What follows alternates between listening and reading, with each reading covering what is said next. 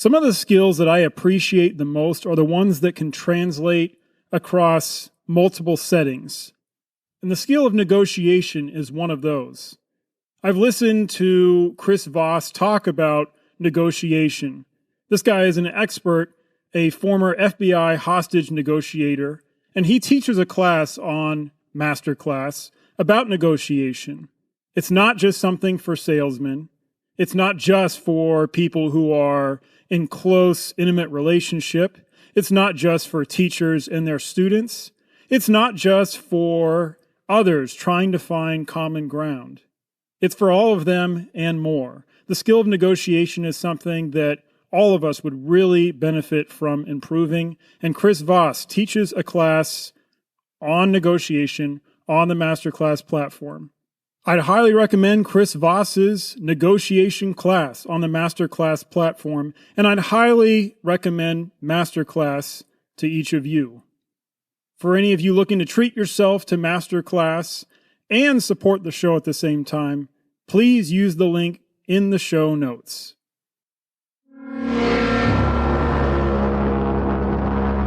This is Forgotten Wars. After Lieutenant General Methuen men died at nearly triple the rate of the wars in the first two battles of Methuen's first independent command, Methuen was understandably shaken.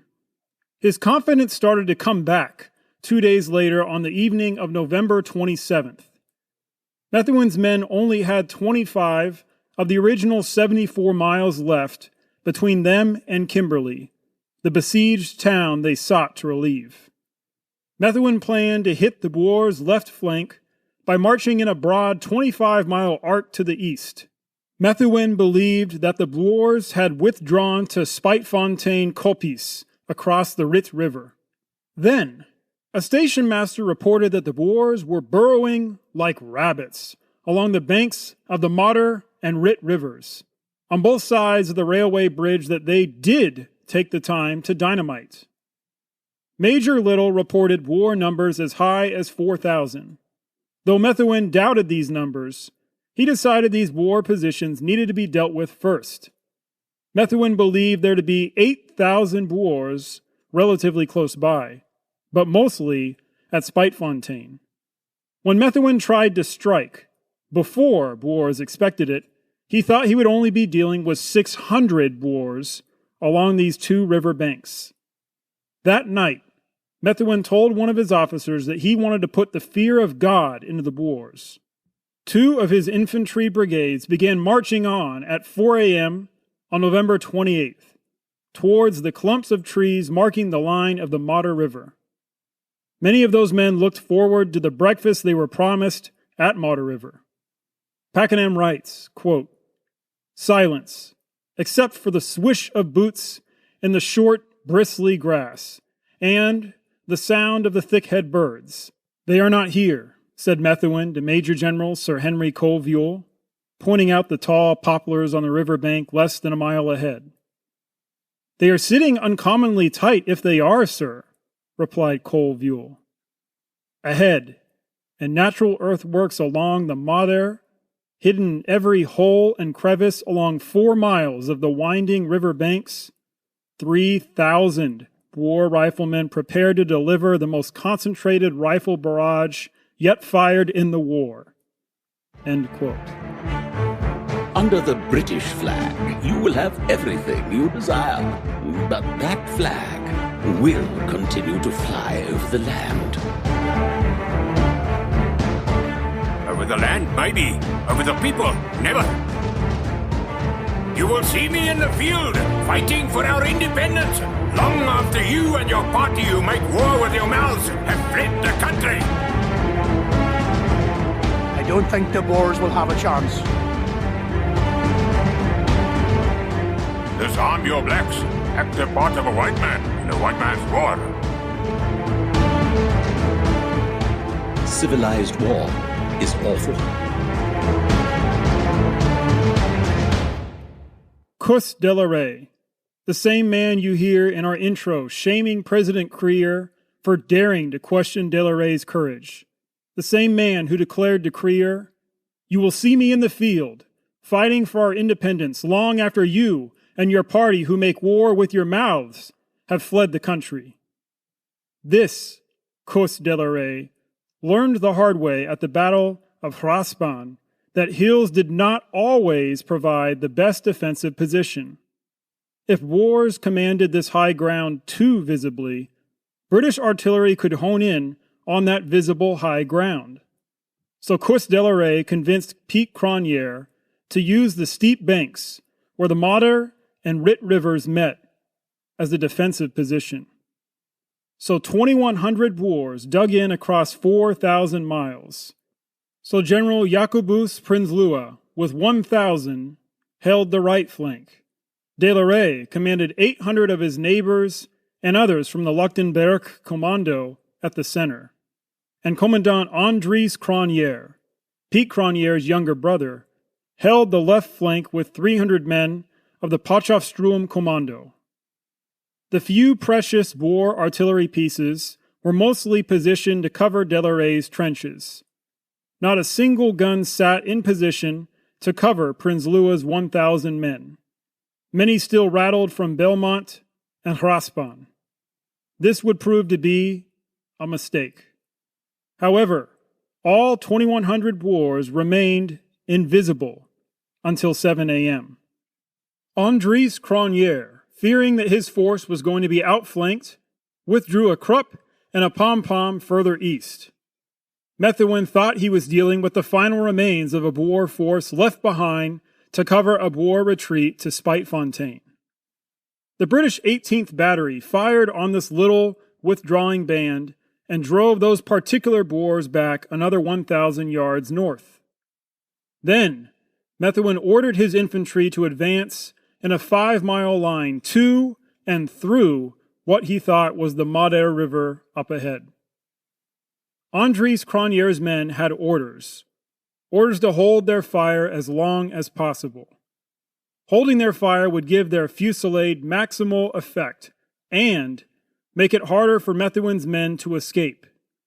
But Cronje's men could not hold it together any longer when 1st Scots Guards closed to within 1,000 to 1,200 yards of Cronje's flank. At 8:10 a.m., Cronje's Boers fired their Mausers, driving those Brits to the ground and cutting the Boer element of surprise short. Methuen, spoiler alert, survived this attack. But here is what he wrote about the scene to his wife. Quote, "I thought the enemy had cleared off, as did everyone else, whereas Cronje, De la Rey, and 9,000 men were waiting for me in an awful position. I never saw a Boer, but even at 2,000 yards when I rode a horse, I had a hail of bullets around me.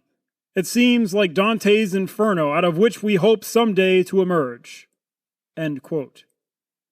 Despite being so overwhelmed that he quadrupled the size of the Boer force in his own mind, Methuen led some Gordon Highlanders in a useless charge, like Simmons before him. The storm of Boer bullets glued Major General Colville and Major generalReggiePole-Carew's men to the ground. One survivor described their situation like this, quote, "If one asked a comrade for a drink of water, he saw the bottle, or the hand that was passing it, pierced by a dum-dum. Or if he raised his head to writhe in pain, he felt his helmet shot away." End quote. For 10 hours, British soldiers lay in this terrible situation, in temperatures that reached 90 degrees Fahrenheit, in the shade. The sun blistered the legs of the Highlanders who wore kilts. These Brits lay helplessly pinned down while being eaten alive by ants, thirsty and hungry. Remember, they didn't even get the breakfast they were promised. Some grew so desperate that they disobeyed orders to crawl back to the water carts. Some of them picked off by Boers when they tried.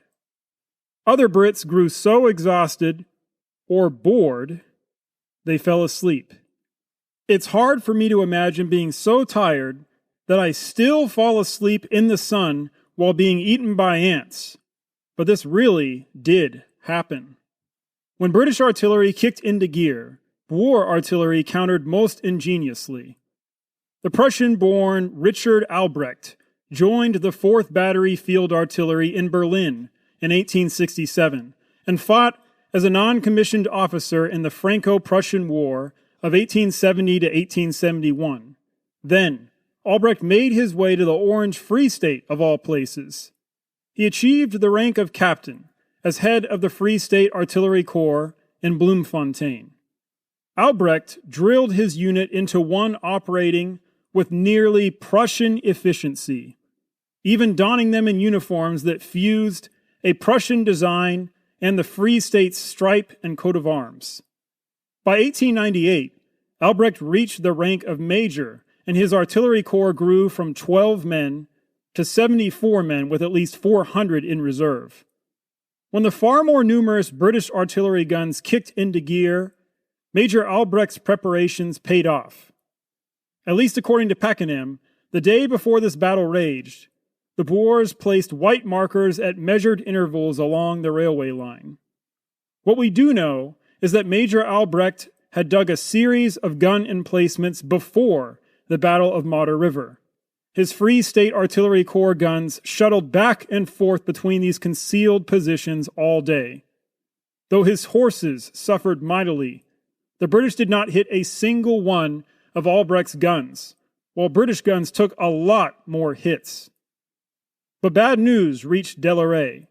Prince Louis' commandos could not hold off oncoming Brits, led by Major General Pole-Carew, any longer. Around midday, Prince Louis' men fled across to the north bank.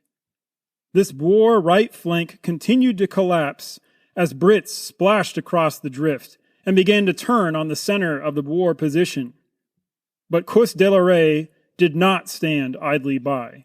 He sent his Luchtenberg commando to block Pole-Carew's advance and give covering fire to Major Albrecht's guns. They drove Pole-Carew's men back into a storm of British shrapnel fired by mistake. Delaray's men held their trenches until nightfall brought an end to the Battle of Modder River. But not before tragedy struck Delaray. Pakenham writes, quote, "It was just before this that Delaray's eldest son, Adrian, was dangerously wounded. He had been at his father's side all day as Delaray strode up and down the scattered trenches, exhorting, cursing, lashing the burghers with his small sjambok. Delaray himself had been slightly wounded in the right shoulder by a shell fragment. Adrian escaped without a scratch. Then, in the last hour of the battle, a shell splashed on the trench a few yards behind where Delaray was standing. When the dust cleared, Delaray saw that Adrian was wounded in the stomach. Kus was forced to leave Adrian in a safe place till an ambulance could be found. There was no ambulance. In the darkness, Delaray's staff wrapped Adrian in a blanket, and they set out to carry him the 9 miles to Jacobsdal, the Boers' base hospital." End quote. As Kus leaned over his son, Adrian asked if they'd secured the artillery pieces before their withdrawal. At about 8 p.m., Commandant Andries Cronje and his retreating men ran into the Delaray contingent. Andries asked Kus how the battle had gone. Kus, filled with fury, quote, "Why did you leave us in the lurch? We saw nothing of you all day."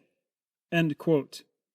Cronje and Delaray argued for a while Adrian waited. Cronje rode off. The Delarays continued their march until some other horses and wagons caught up with them. This time, it was Field Cornet Quitsia and his son Hansi. Hansi lay barely alive on the wagon with a gaping wound in his throat left by British artillery. Hansi and Adrian had been classmates in Pretoria. They lifted Adrian into the wagon alongside his friend. They made quicker time for Jacobsdal now. They reached the hospital just after dawn. but all of the beds were full. Both boys laid on the ground. Kuss sat on the ground beside Adrian. Kuss couldn't bring himself to drink coffee offered him.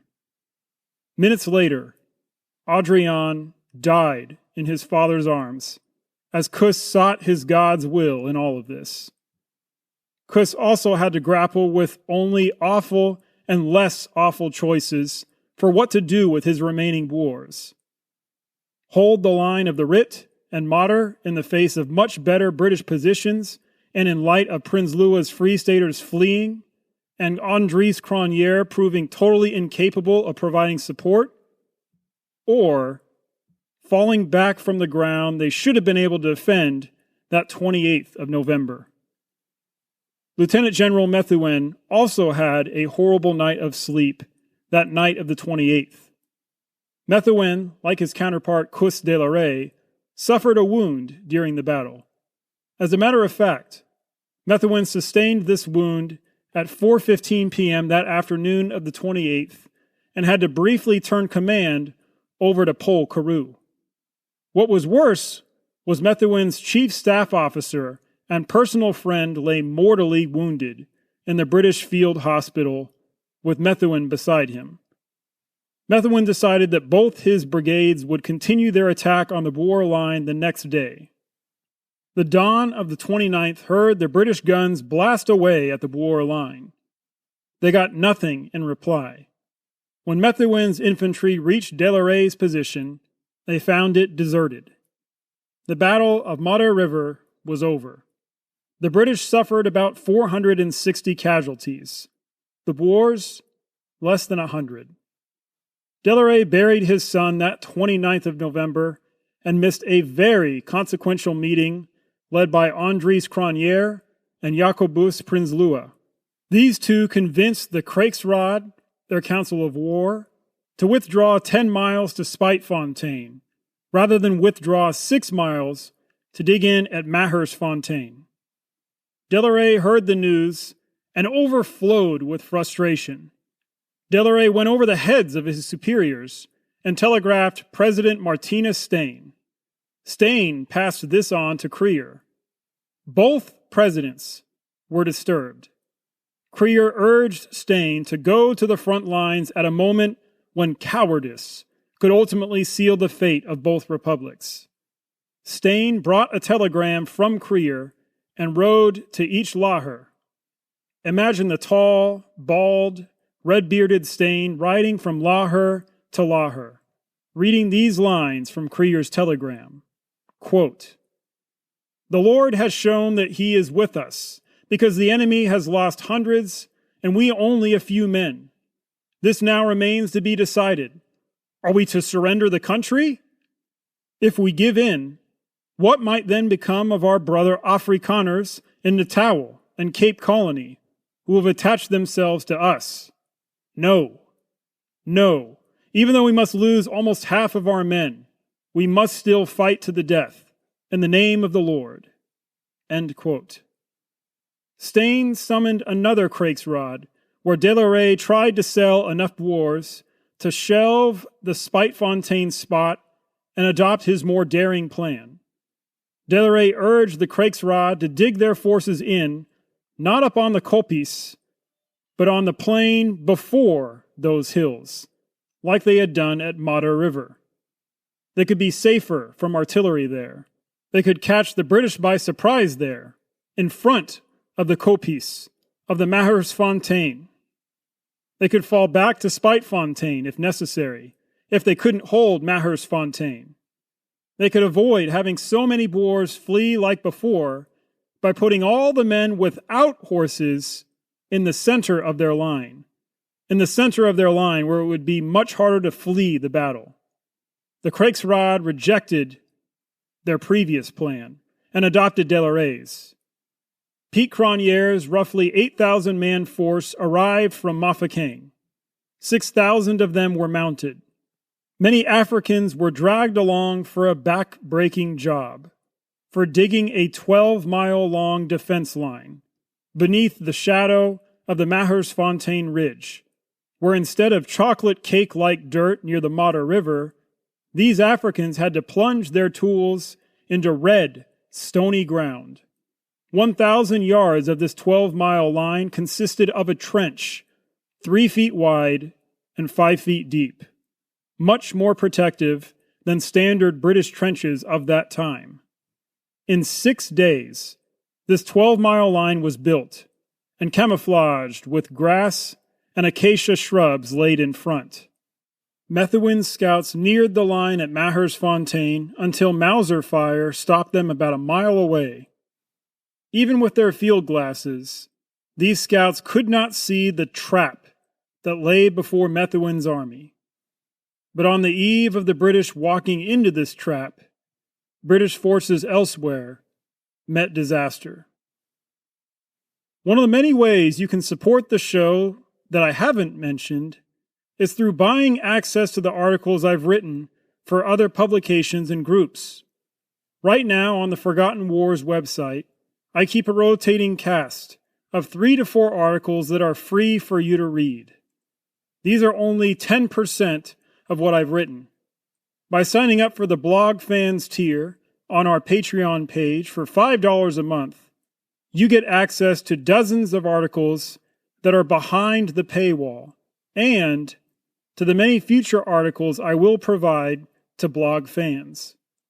If you're interested in having your name as a permanent part of an episode, not just in the end credits of an episode, you might really like what I offer in the Join the Story tier. Check these and other Patreon tiers out on the Forgotten Wars website by using the link I'll drop in this episode's show notes.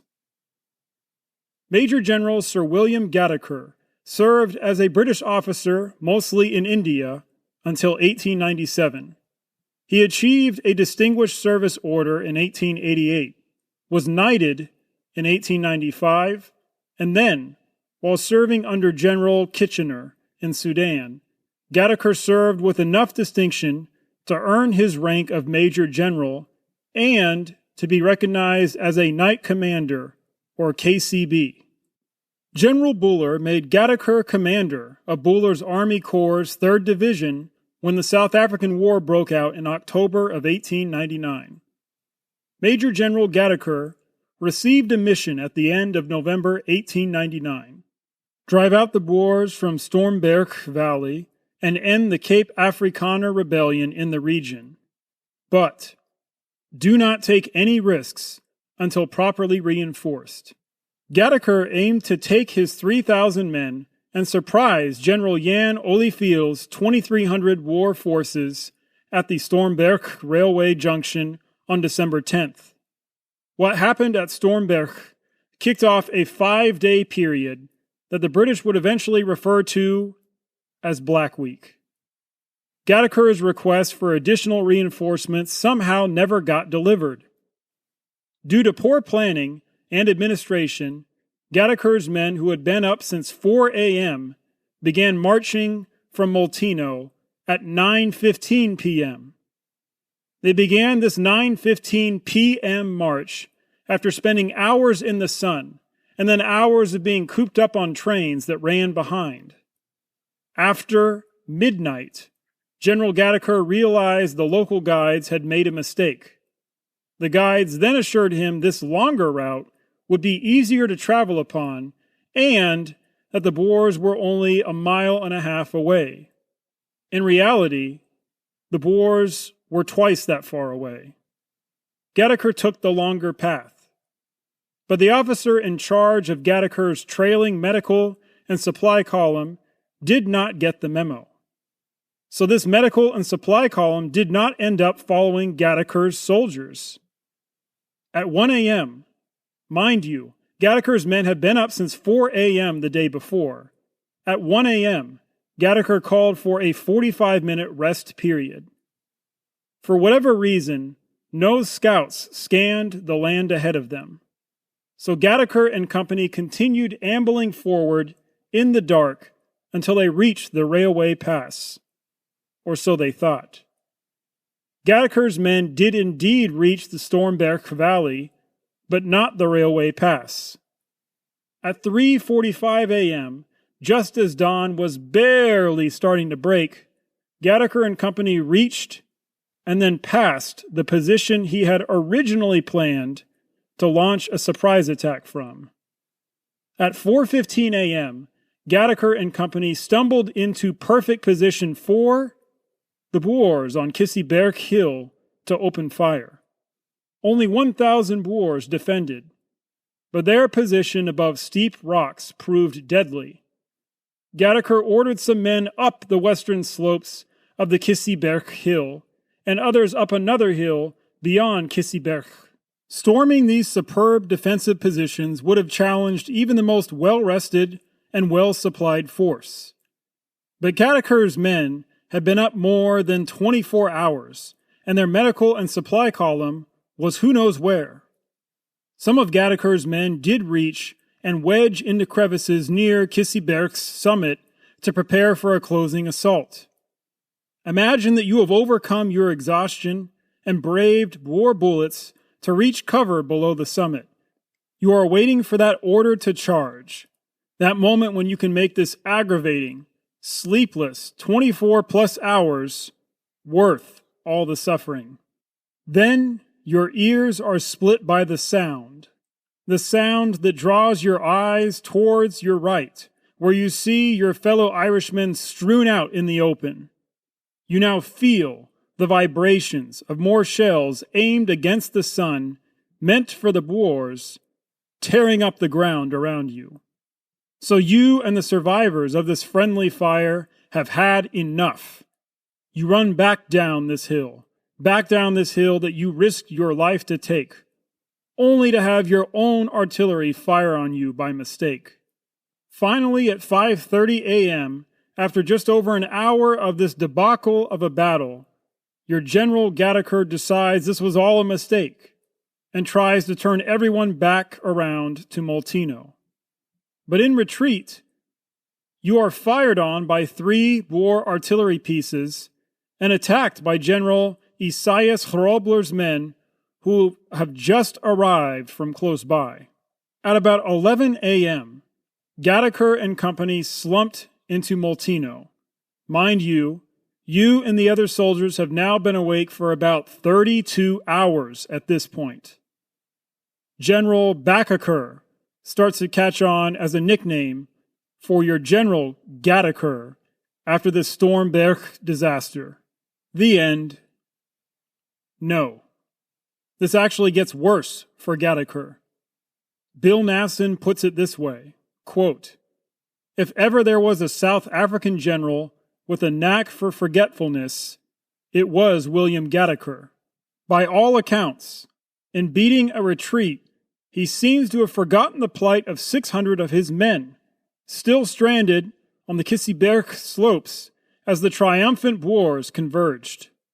End quote. Fransjohan Pretorius writes that these Brits on the Kissieberg and in the ravine below never received an order to retreat, so the Boers took these 600 men prisoner. Leo Amory's history of this battle puts the British body count at 28, their wounded at 61, and those surrendering at 634. So less than 100 men scathed through all those mistakes. Only 8 Boers died, and only 26 sustained wounds in this clash that marked the beginning of Black Week. All right, everyone, if you have any friends who are social studies teachers, would you share a free resource I created and continue to improve? It's something that I would have really appreciated my first year of teaching high school. It doesn't even ask for an email address, so there is literally no strings attached for those teacher friends of yours. Also, if you think the show must go on, would you please rate and share the show? I will be assessing in a few months whether I can keep this show going another season. You spreading this show will make that decision a lot easier for me. Bye now.